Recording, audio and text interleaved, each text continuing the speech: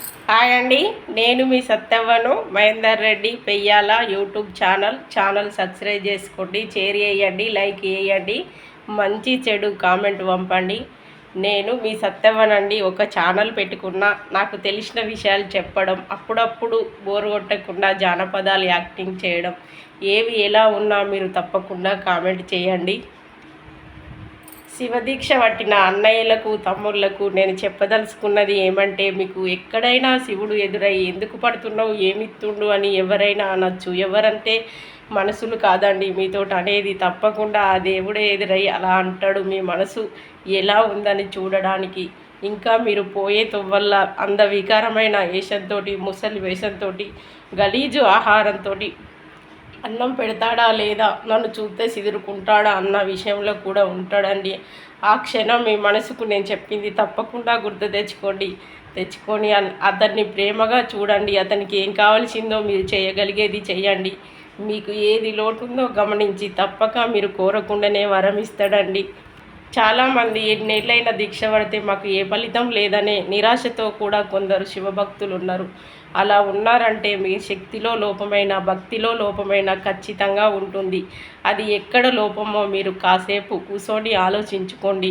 శక్తి లోపమున్నా మీరు కోరింది జరగది, భక్తి లోపమున్నా మీరు కోరింది జరగది, గత జన్మ పాపమున్నా మీరు కోరింది జరగది, ప్రస్తుతం నడవడికలు కూడా తప్పులు చేసినా జరగది.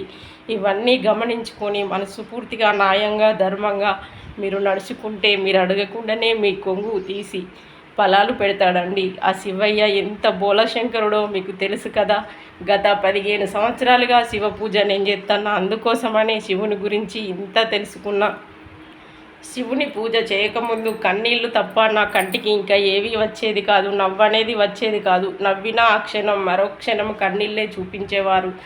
ఇప్పుడైతే శివభక్తిలా ఎప్పుడు దిగినో కన్నీటి చుక్కకు తావు లేకుండా ఏడిచేవారిని చూస్తే అసహ్యం. ఏదో ఒక చెడు మాట అనేవారిని మాటలు వింటే కూడా అలను వినొద్దు, అలను చూడొద్దు అని మనసుకు అలా అనిపిస్తుందండి. అదంతా ఎవరిది? శివభక్తి కాదా? అందుకని శివ దీక్ష పట్టడం కాదు, దీక్షలు ఉన్నప్పుడే మంచి చేయడం కాదండి. బతికిన కాలం నలుగురికి గుణపాఠం చెప్పేలా మీరు ఉండాలి. మీరు ఏ పదవిలున్నా న్యాయం చేయాలి. లంచం అనే జోలికి పోకుండా న్యాయంగా మీరు పదవి తప్పకుండా నిర్వహిస్తే మీకు కావలసిన ఎన్ని అంతస్తులు ఎక్కే పదవి అయినా ఆ దేవుడే ఇస్తాడు.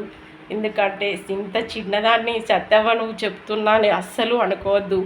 చిన్న అయినా పెద్దయినా తెలిసిన వారే గొప్ప అండి. నాకు తెలుసు నేను గొప్ప అనే పదవి చెప్పట్లేదు. ఎందుకంటే నేను భక్తిలా మునిగి చాలా కాలమైంది. ఎవరిని చూసినా, ఎవరు తిట్టినా, ఎవరు ఏమన్నా, ఎవరిపై నాకు కోపం వస్తలేదు. ఒకప్పుడు ఒక్క మాట అంటే 4 మాటలనే నేను. ఒకప్పుడు తెలిసి తెలియక ఒక్క మాట అంటే 4 మాటలనే నేను. ఇప్పుడు ఒక్క మాట కూడా ఎవరిని అనలేకపోతున్నా. భక్తి ఉంటే అంత శక్తి ఉంటుంది, అంత ఓపిక వస్తుంది, అంత మంచి గుణము కలుగుతుందండి. మీరు మంచివారైతేనే మీ భార్య మంచిది, మీ పిల్లలు మంచి, మీ చుట్టుపక్కల వారు కూడా చెడున్నా మంచిగా మారతారండి. తప్పకుండా సత్తవ చెప్పింది కొద్దిగా ఆలోచించండి. మీ భక్తిలా శక్తిలా లోపం లేకుంటే జరిగినా కానీ మీ మనసులో మాత్రం ఏ లోపం ఉంచుకోకండి. మీ శరీరం, ఆకిలి, ఇల్లు, స్థలం శుభ్రం కాదు. మీ మనస్సును శుభ్రంగా పెట్టుకొని శివుని పూజ చేయండి. మీరు ఎన్ని అమృతాభిషేకాలు చేయకున్నా సరే మంచి నీటిలా కసిర చుక్క అనేది లేకుండా అడబోసినట్టు తీసుకొని మనం ఎలా తాగుతున్నామో దేవునికి కూడా మన మనసు అలాగే అండి. ఇలా ఎందుకు చెప్పాలనుకుంటున్నంటే ఈరోజు నాకు అవకాశం వచ్చింది.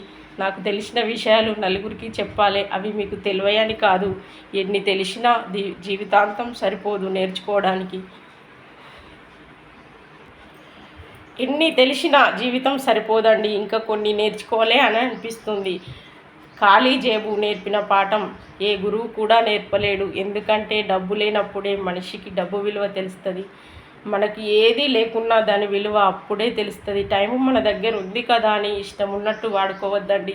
అది దాని టైము వచ్చినప్పుడు మనల్ని ఇష్టం వచ్చినట్టు అది ఆడుకుంటుంది. ఏదైనా గంతే. ఎదుటి వారిని ఎవ్వరూ చిన్న చూపు చూడొద్దండి. ఎంత తీసివేసేటోళ్ళనైనా మీరు గొప్పగా మనసులా ఉంచుకుంటే ఆ దేవుడే మీ మనసులో ఉంటాడండి.